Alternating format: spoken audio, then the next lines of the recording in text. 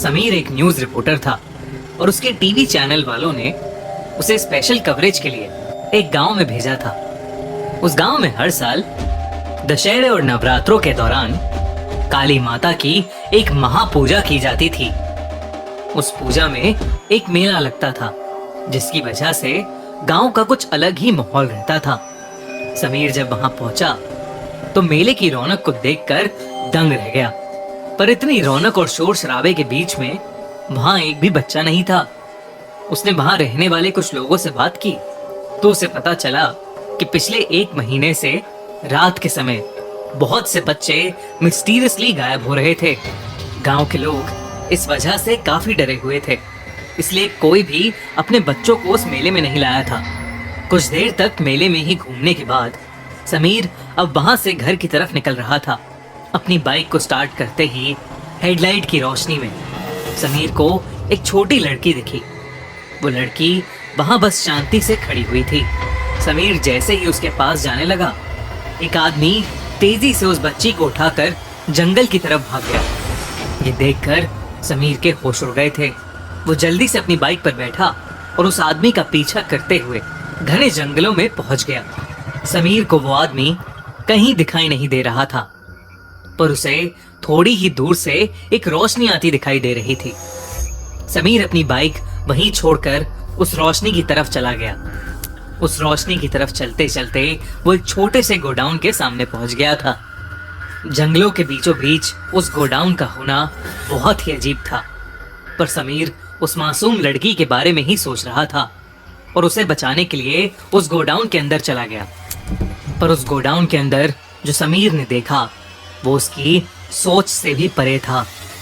उस गोडाउन के बीचों बीच एक बड़ी सी आग जल रही थी और उस आग के आसपास बहुत से छोटे बच्चे जमीन पर बेजान से पड़े हुए थे। उनके शरीर का रंग नीला पड़ चुका था। सिर्फ इतना ही नहीं, उस गोडाउन की दीवारों पर लाल रंग से कुछ निशान बने हुए थे और जितना समीर को समझ आ रहा था वो निशान शैतान की पूजा या फिर काला जादू करने के लिए बनाए गए थे।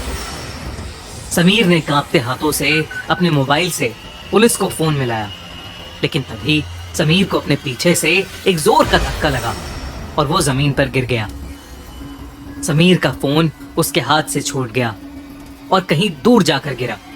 समीर ने घबराई हुई नजरों से अपने पीछे देखा तो उसके पीछे एक बहुत ही लंबा चौड़ा आदमी खड़ा हुआ था। उसके माथे पर लाल रंग लगा था और माथे के बीचों बीच एक काला ताबीज था। उसके पूरे शरीर पर राख लगी थी और उसके लंबे लंबे बाल उसके चेहरे पर गिर रहे थे। वो आदमी देखने में बहुत ही ज्यादा भयानक लग रहा था। उस आदमी ने समीर की गर्दन पकड़ी और उसे हवा में उठा लिया। देखते ही देखते समीर की सांसें खत्म हो गईं और वो वहीं नीचे गिरकर मर गया। अब वो आदमी समीर की लाश को वहीं फेंक कर उस आग के पास जाकर कुछ मंत्र पढ़ने लगा। उस आग में बार बार कुछ डालकर वो जोर जोर से अपने शरीर को हिलाने लगा।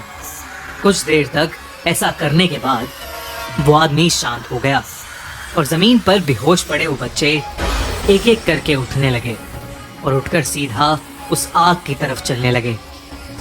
ऐसा लग रहा था जैसे उनमें जान नहीं थी, बल्कि कोई कठपुतली की तरह उन्हें आग की तरफ भेज रहा था। तभी उस गोडाउन का दरवाजा तोड़कर पुलिस अंदर आ गई। पुलिस वालों को अपनी आंखों पर यकीन ही नहीं हो रहा था। उनके सामने बच्चे झुलसती आग में जा रहे थे। रिपोर्टर समीर की लाश एक कोने में पड़ी थी और वो भयानक दिखने वाला आदमी आंखें बंद करके मंत्र पढ़े जा रहा था। पर पुलिस के आने की वजह से उस आदमी की तपस्या भंग हो गई थी और उसने बहुत ही गुस्से में अपनी आंखें खोली। उसके आंख खोलते ही वहां मौजूद सभी बच्चे बेहोश होकर नीचे गिर पड़े। कमरे के अंदर की लाइट्स जल बुझ होने लगी और ऐसा लगने लगा कि उस गोडाउन में कोई भूकंप आने वाला है। इससे पहले कि पुलिस उसे पकड़ पाती, वो भयानक आदमी पुलिस की आंखों के सामने से हवा में कहीं गायब हो गया। पुलिस वालों को अपनी आंखों पर यकीन ही नहीं हो रहा था। उन्होंने तुरंत ही उन बच्चों को गोडाउन से बाहर निकाला और उन्हें फौरन हॉस्पिटल में एडमिट कराया गया। कई महीनों की ट्रीटमेंट के बाद वो बच्चे ठीक हुए। इस घटना के बाद फिर कभी गांव में कुछ ऐसा नहीं हुआ। वो भयानक आदमी कहां से आया और कहां चला गया, ये किसी को नहीं पता चला। पर आज भी गांव वाले उस भयानक आदमी के डर में जीते हैं। न जाने वो कब वापस आ जाए।